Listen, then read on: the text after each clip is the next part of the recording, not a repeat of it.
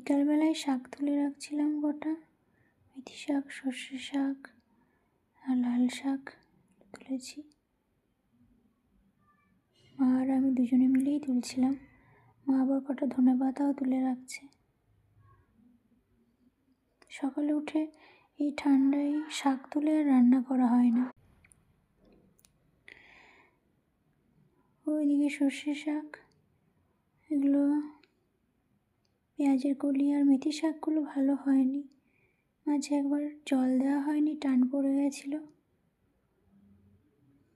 ধনেপাতাগুলো ভালো হয়েছে। আর মূলো তো পরের মাস আর খাওয়া হয় না, তাই আর মূলো আর লাগানো হয়নি। এই শেষ হয়ে গেলে এই মাসে যে কটা দিন আছে এই মূলো কটাতেই হয়ে যাবে।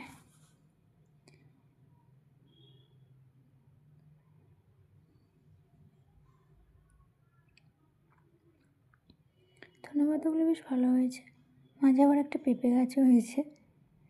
হনুমানগুলো পেঁপে গাছের পাতাগুলো খেতে গিয়ে পেঁপে গাছগুলোকে ভেঙে দেয়। ছোটো পেঁপে গাছগুলো আর বড় হতেই পারে না, ডগাটা ভেঙে ভেঙে রেখে চলে যায়।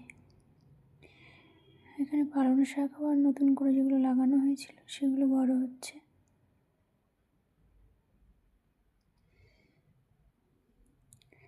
লাউ হয়েছে একটা।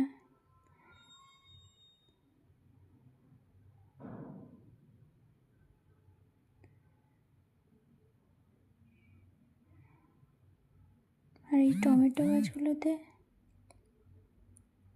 টমেটো এসছে।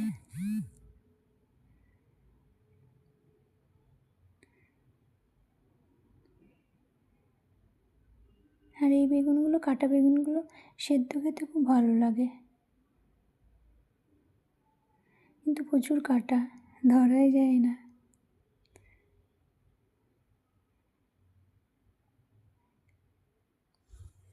সেদ্ধ খেতে বেশ ভালো।